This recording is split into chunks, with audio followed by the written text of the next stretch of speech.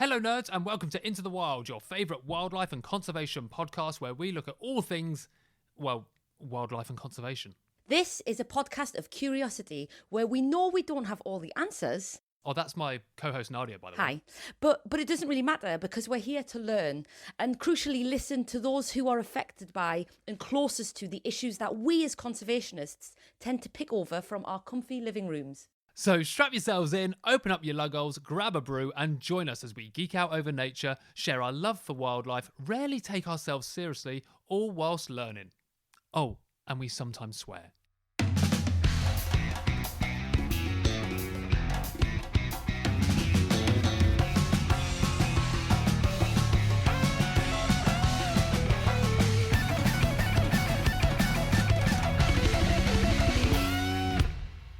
Hello, nerds. Welcome to the We're very back. first weekly nature news show. Yeah, brilliant. So New this for was- 2025. Yeah, no, it was a segment last year. Now we've turned it into a weekly show where Nadia and I say hello. Hello. We realise there is so much news So much. and it's pacey. It is, and it's every week. Every time we did the segment last year, it was like trying to find bits. And by the time we were reporting on it, because it was monthly, it happened like 2 months ago. And we're like, this needs to be a bit more of a regular. Sadly, we are now of a generation of people where things are happening so quickly, news is happening so quickly that we're going to respond to it in the best way we know how. Absolutely. So what this will be is a couple of news stories each week from around the world to do with wildlife, conservation, people, community, what's going on, what's happening. You might have already heard of them in the news if they're very, big stories. There might be things that you might be completely unaware about. But either way, Nadia and I will be reporting We will about them. draw your attention to it and give you our views from what we've learned doing this podcast, I guess. Absolutely. So also to listeners, old school listeners to Into the Wild Pod, we will still be doing our monthly episodes, our big topic deep dives into big things. But for the weekly ones, there'll be nature news. Okay, should we kick it off then? What's been going on? Wow. Okay.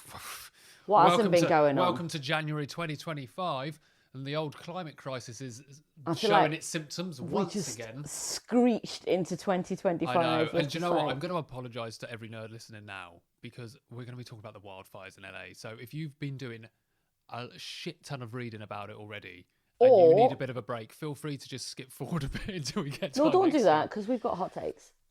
Sorry, I didn't. Don't pun the fires. Even as a Was comedian it? here, I'm like, okay, bruv. Oh man, that was. Give it a full week. Look, I just think that you were saying if you've read about it, there's probably people who have been avoiding it. I will say, Nadia's face as she did that pun was, I shouldn't have done that. I know. But then also, I'm looking for validation from Ryan. Yeah, and she did not get it. Because you usually do the It's edgy usually stuff. me making a fool of myself. Oh, man. No, it was a good pun. Anyway. I will recognise the comedic pun. We can. No, actually, do you know what? I'm going to reverse everything I've just said. You can make jokes about it. Thank you. That is comedy. You should be able to make jokes, respectful, safe jokes about stuff like this to get through it. That's how we get through stuff. This is how we sometimes. get through Doesn't stuff. mean we're The making a joke levity. of it. The We levity laugh, with yeah. which we bring to the world, Ryan, is Because what we all need, isn't it? We don't For laugh, we 2025? cry, and yeah, exactly. We laugh and cry though. We're a bag of emotions. Let's So jump, anyway, the LA fires. jump in then. It's been a big thing. It's been on every news channel. It's been flooded with social media, which is a good thing. We should be reporting on this. And a reminder, these fires in LA that we're seeing, these do happen around the world as well, and they're not reported in the same way. There is a bit of is disparity the right word there? Between what we're reporting on? Or disparity. Disparity. But I mean, that could be a north-south divide though, eh? What do you mean? Like how you pronounce it and how I Oh, pronounce right. it. Okay, yeah, it could be. But anyway, there's a massive difference between how we report on these kind of, symptoms of the climate crisis. So there's been a lot of reporting on the LA ones, but it's still a good thing because we're seeing this happen. So there's been 4 fires start. 2, I think, today as we record this now on the 12th of January, are under control. or Apparently, yeah, contained, whatever that apparently. means, yeah. The other 2 are not. There's a fear that one is spreading into quite a wealthy area called Brentwood in LA. 100,000 people have been evacuated. I think there's about another 175,000 people that are being warned to evacuate. Some key landmarks like the Hollywood sign some theatres. Is the Hollywood sign part of the stuff that's gone? No, that's under evacuation. That's in the evacuation order. So them letters area. are just packing their bags and about to walk off to the I side of tell the you hill. what, if those letters get burnt down, that is going to be like the day after tomorrow when the tornado hits the Yeah, Hollywood man. side. We've literally made a film. I mean, that the thing is that strikes me about these fires is that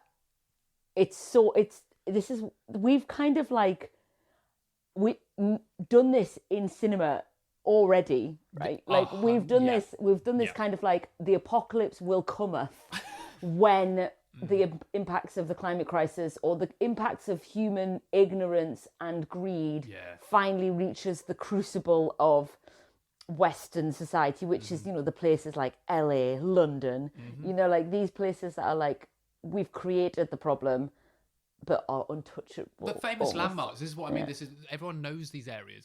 A lot of people would have been to these areas. A lot of people have seen, like you said, seen them just in cinema. They would have been in films, in apocalyptic films. It's always, like you said, London or it's always Big Ben in it in London. Yeah, exactly. So we recognise this from a fictional point of view, but it's now actually happening in these areas. So tell me, because you've looked into it more than I've been one of the avoidant people, really, generally. You stepped away from it, Stepped away a little bit, because I'm like, okay, yeah, that's really bad. But tell me a little bit about, climaxically, I guess, what's going on there? When was the last time that area had fires? Why are we having them? So there's a few factors here. There's some strong winds, very dry winds as well, which come in from the west. Over the Santa Ana winds, which you said earlier, they are a type of wind that happens in that area, right? Hot winds. Well, not as normal as they're happening now. So this is quite a strong wind. There is obviously, as it gets to the coast, it's famous for its quite windy environments anyway, but not in the style that it is now. So it's obviously wind is fueling this fire massively. Warm, speedy, and strong winds is pushing those flames a lot quicker. There's also been no rain really in the last, so it's very dry. And I think we spoke about it yesterday. There had been rains, which means more fuel has grown. So there's more grass and scrub, but then it's gone very dry. Yeah, so it's tindered like that tinder dry grass. Exactly. And then there's been a lack of control of the fires purely because there's not enough resource of people to control these fires. So they've been able to spread so far. So maybe there are fires every now and then, but they may be small and under control. Yeah, I think, these are certainly not normal fires. This is beyond what we're capacity. seeing now. And I think we can safely, I think anyone can agree on that because I've never seen it reported like this before. No. Have you ever seen an LA fire like this before? Never. I don't live in LA. Yeah. We're watching people on the news that have lived in the area for 50 plus years ago. This is not normal. Yeah. So to be honest, I don't even need the science. Yeah. I don't need the weather reports from anywhere. If someone that's lived there for 50 years says this hasn't happened before, I believe them. I believe that voice. And I said to you jokingly yesterday, if you hear anyone, whether it's in the street or at work or anyone within your family that go, oh, well, LA's used to seasonal fires like this, it doesn't matter. I heard someone on the tube. I was on the escalator and there was a man, really matter of fact, just saying to the person next to me, he was just like, yeah, I know, but that, it happens in that area in the world, it's dry. Yeah, so they have fires. But then if this was normal, right? If these fires happened all the time, we wouldn't have programs like Selling Sunset on Netflix. Yeah. There wouldn't be people buying 15, 20 million pound homes on those hills if every single year this happened. So we know it's not normal. Now, it's hard to pin it on things like the climate crisis, I think, because the changes can be so subtle. You don't see dryness happen. Like, you might feel it if you live there, but around the world, it's hard to convince people that that's going to make a fire happen. So I know we're not in a country where we get what wild me and Ryan were in Namibia in September and that was tinder dry. There's not moisture. There's no moisture anywhere. Hasn't rained for 12 years. Interestingly, how have you described that to people? Because I found it really hard to get that point across how dry it really is. I don't think anyone living particularly in the north of the UK, can conceptually understand dryness.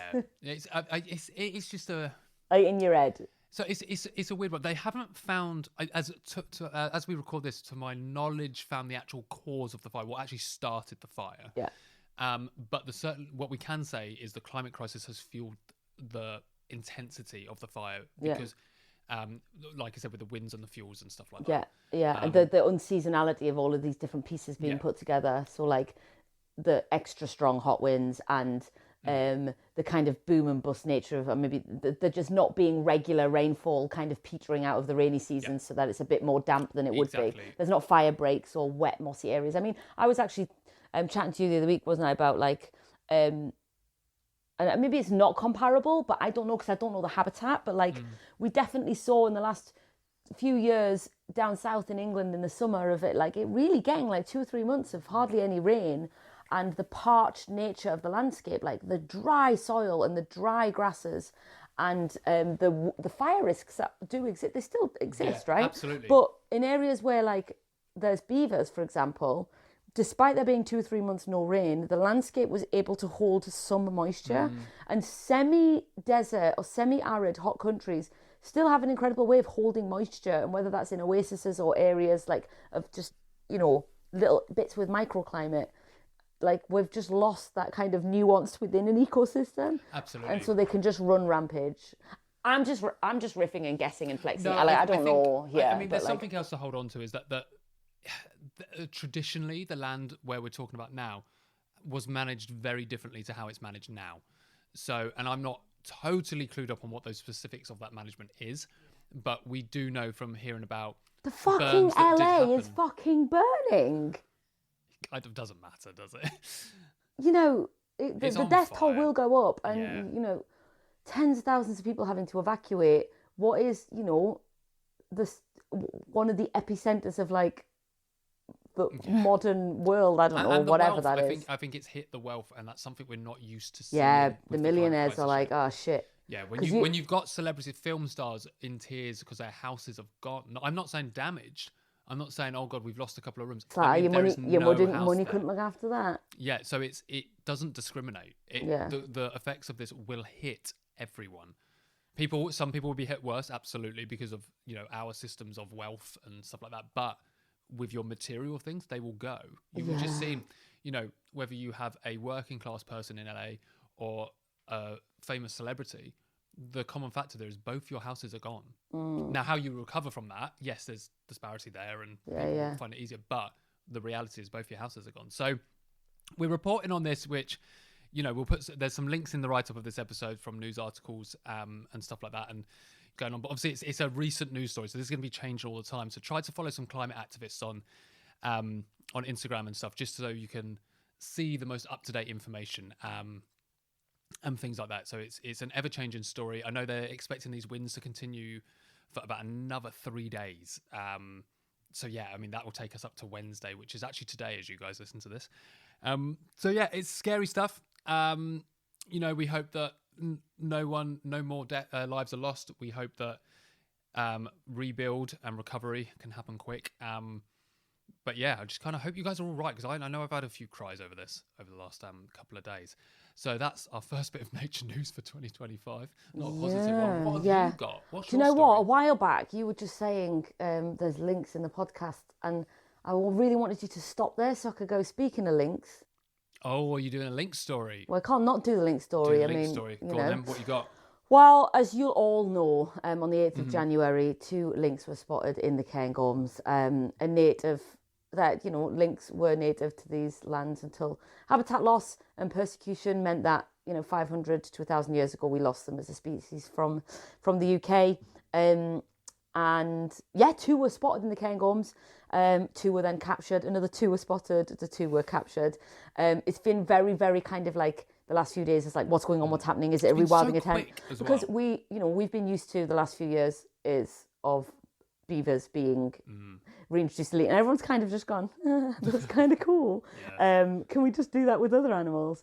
And it's just so not cut and dry. And I think we've all been on like a journey of emotions with this news of like, was there a rewilding project that we didn't know about and it's successful? And like, is this what these are?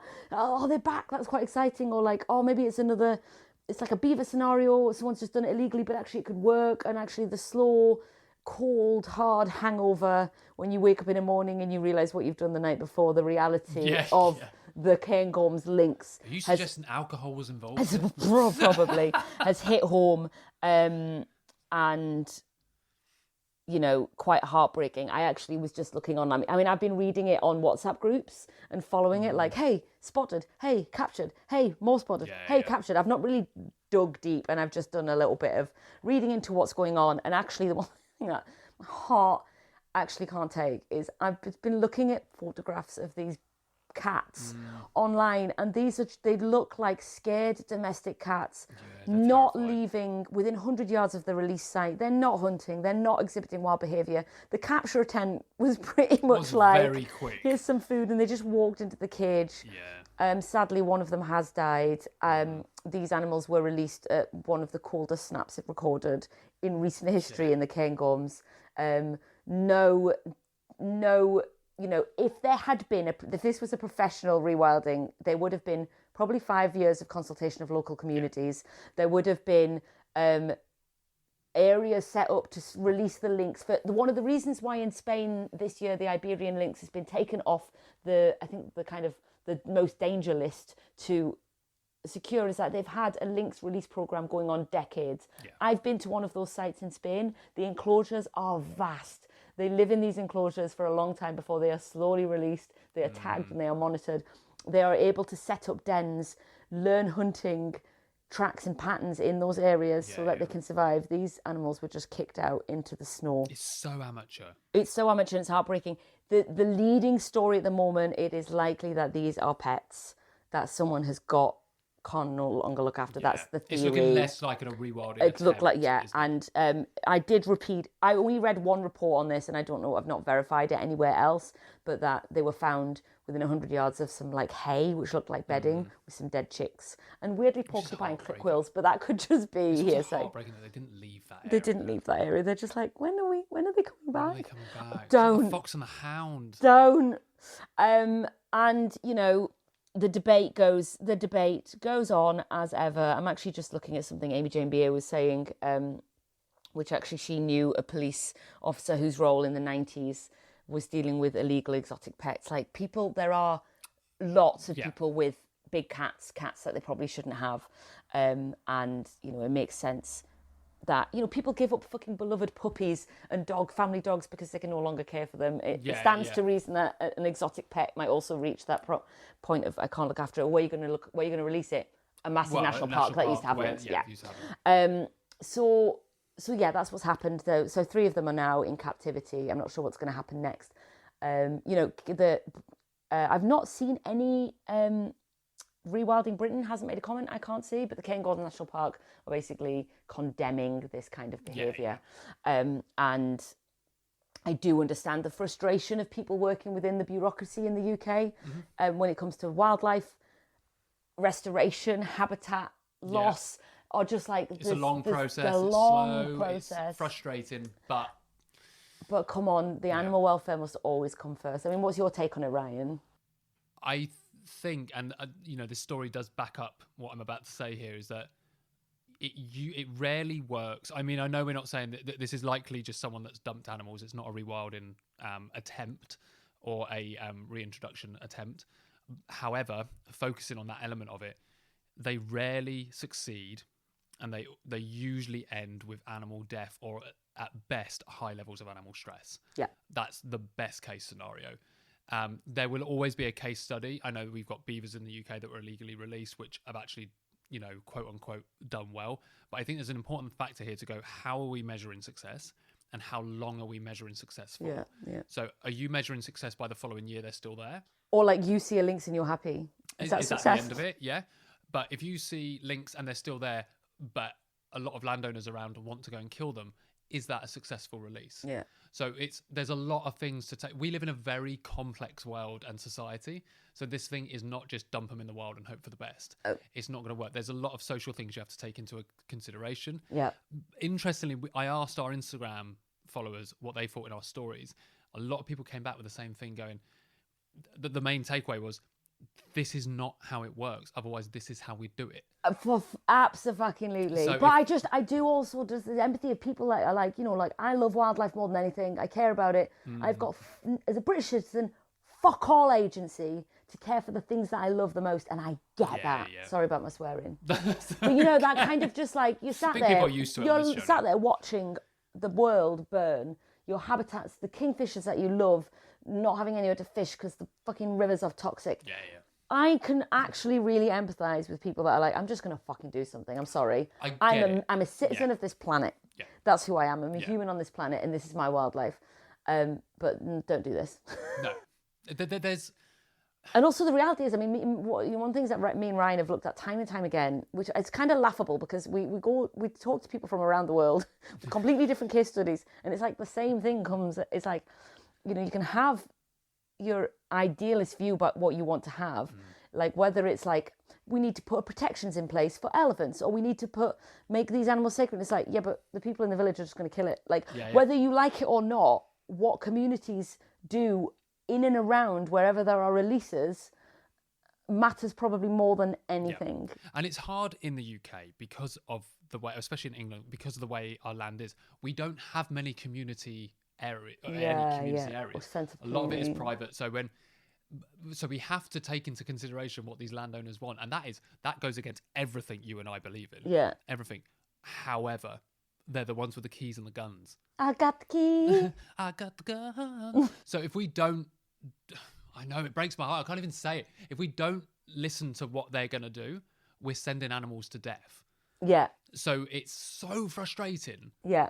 But unfortunately, it's a system we live in. So we have to challenge that system and hope to change it in order to get the process to I don't want that job of sitting and having a cup of tea with Lord, you know. I'll do it. Lord Redface and I would love to win him round to rewilding. I mean, there are a lot of green lairds now. There's this idea that there are a lot of land that go on. I reckon I could. Do you know what I've heard? You know what I've heard? What? You know, they're like proper rich. Yeah. They like a bit of rough. Do they? Yeah. They always shout that. No, I'm just saying that they like. Why do you think there's a whole like stable boy thing? Fine, I'll be a stable boy. No, but they love it. They love it. They love to have a little bit of working class. Mate, I'm your man. Because they can't marry into it, but it's what they want. And also, they love a touch of the exotic, especially the old ones. So as a team, do you know what I mean? Let's go in. We could change the world if we tried. One way of doing it. We're rewilding. I'm just there, leg over, I'm rewilding. So nerds, those are our two stories. I will never sell my body for wildlife. Just saying. I just need to make that clear. I feel like I took people. I feel like you were telling yourself that more than anyone. No, you're right. It's going to take someone doing all the different kinds of work and finding out who's the right person to do that. Exactly. No, those are our two stories. LA fires. It's a big week for the news. It's only January 12th. Good to start on, eh? I hope you enjoyed our takes on it, and I hope you enjoyed. Have a good think about it. Take some rest from it. Chat to your friends about these different stories. And especially with the LA fires, talk to your family and friends about it. How does that feel? Don't let it. What's it making you feel? Because there's no doubt in my mind that deep down you are starting to get a bit of existential dread and anxiety, but don't make it unheard. Chat to someone about it. Not all the time, otherwise you'll be that person no one invites you. Yeah, don't want to go for a drink with Darren. He keeps talking about fire. But the Lynx as well, like, you know, it's something I think we'll be doing a bigger episode on reintroductions later on in the year, and I think it's something like to have a good think about. We're going to do a big chunky deep dive. Would you? What are you happy with? You know, have a good think about it. That's what we've been doing. But until next week, nerds, we're going to go off and find some more nature stories, aren't we? Well, then they're going to come to us. They're going to come to us at this rate. like the links to the trap. Oh. Have a good week, nerds.